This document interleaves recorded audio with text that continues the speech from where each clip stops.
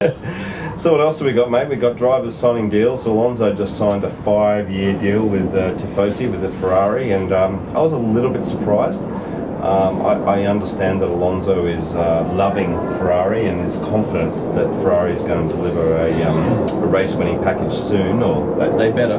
yeah. But I was a little surprised at the 5 years, mate. I know there was a couple of drivers who came out. Jenson Button was one who said 5 years is a long time. Yes. And There'd have to be a get-out clause in his contract, though. Yeah. I don't think he could sign a contract for that long and not serious and not exit have clause. not have an exit and/or performance clause in it. Probably both ways as well. Ferrari would probably have a clause to terminate his contract should he not achieve the results, vice versa. But it gives him stability. There's no doubt about that. It gives Ferrari stability. They've got was my favourite driver in Formula One, talent-wise. But I think for consistency, over the last couple of years in particular, Fernando's wrestled that Ferrari to positions that, quite frankly, it shouldn't have been in. And he continues to do that this year. They're there or thereabouts, but they're being beaten by McLaren, Mercedes and Red Bull at the moment, and that's simply not good enough for Montezomolo and co. Yeah. But it's a huge show of faith in Fernando Alonso's talents, and let's face it, most teams, except for McLaren, would love to have the talents of a driver of Fernando Alonso in their team. And I think they're more than happy to keep Felipe Massa for another year as well, because he's absolutely not challenging Fernando Alonso whatsoever. And that gives Alonso what he's been talking about, which is stability in the team. And number one status, which is what he's always wanted and demanded. And as you said, he won't be challenged by Massa, so Massa's contract's up, I believe, at the end of this year, so give him at least one more year. I don't believe the Webber to Ferrari rumours, for example, and I know that there was some banter recently about Lewis and whether he would stay at McLaren in the long term.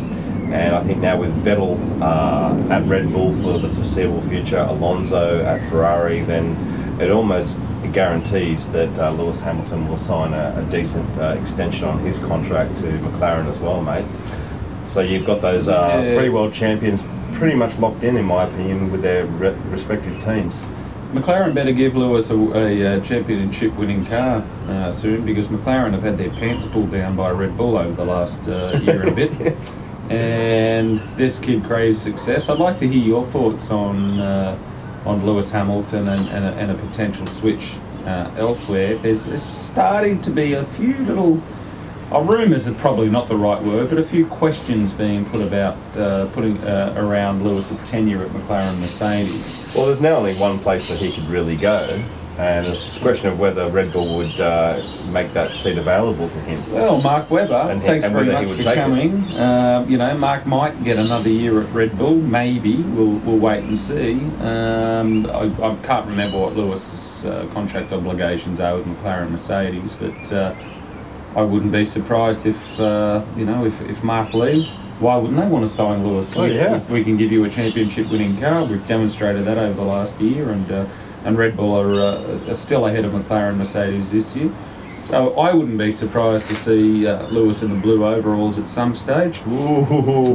I'm putting it out there because he can't go to Ferrari. They've locked Fernando Alonso up, and they're not going to allow him to race with Fernando. I'd like to think that McLaren Mercedes will continue to build brilliant cars, which I'm sure they will. But this guy, being a protege of McLaren's, he'd be screaming out for a championship-winning car, and they just haven't given that to him. Yeah, that's what he needs, mate. And frankly, like a lot of the top drivers, if he doesn't get what he wants, then he'll jump. I mean, you're not going to hang around in a team, despite the fact that Lewis was there from the very beginning, and since he was a little boy, That's nice, but loyalty. This is a business. That's what I mean. Loyalty lasts so long, shit. and then you say, you know what, I'm not winning races, so I need to find a team that is winning races, and Red Bull at the moment are. So I agree with you 100%. And was Lewis throwing a curveball the other week when he turned around and said, "Well, they're just a drinks company, having a tradition, history, and all this sort of Yes. thing." It's like, yeah, but they're kicking your ass, and it's embarrassing that they've been in the sport for 6 years. You've been in the sport for 4,000 years, and they're kicking your butt. So you tell me. So love to hear your thoughts on that, guys. Do you think Lewis should stay at McLaren Mercedes? Do you think he should look around? You tell me. Well, Jensen says he's going to finish his career there, so, you know, but Jensen's obviously in a different place to Lewis, that's for sure. Jensen needs results to finish his career there, mate, because he's a pretty ruthless bunch at McLaren. He should be pleased that Uncle Ron's not still calling the shots there, because if he was, he'd be giving Jensen a little bit of a push on, I think.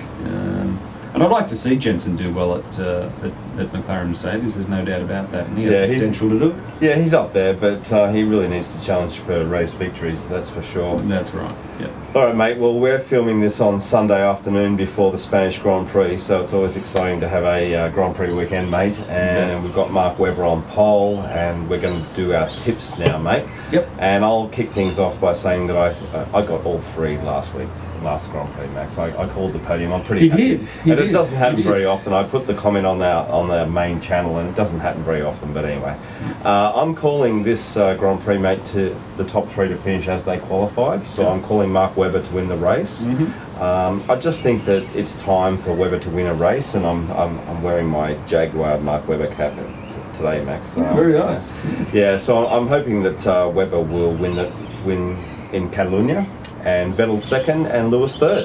So that's what I'm calling, mate. I think that basically the podium that those three drivers will sort of ease away from the rest of the field, and that's where they'll finish. Okay, so you think we're in race, what, 5? So Webber's come 5th, 4th, 3rd, 2nd, first. It's time for number 1. Yes. All right. It's time. It's definitely time, mate. I'm inclined to agree. If Mark can get into the first corner first and doesn't have one of his usual crap starts and doesn't get swamped, then I'd like to think that Mark will win.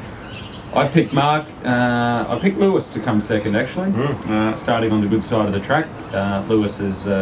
because Vettel could get swamped. His starts have been very good, Lewis. So I'm anticipating that he will just edge out Sebastian into P2, and I'm picking Sebastian on the podium as well, purely because he's got wonderful car speed and he can wrestle that car around like no one else. So I'm picking Mark, followed by Lewis and Sebastian Vettel. So the same three drivers as you, just in a slightly different order, mate. But we'll find out about 10 o'clock Sydney time tonight who gets into the first corner first. Alright guys, we'll enjoy the race. It's going to be a cracker. I can't wait, and we'll see you soon for the next video. Alright guys, take care. Bye. Bye.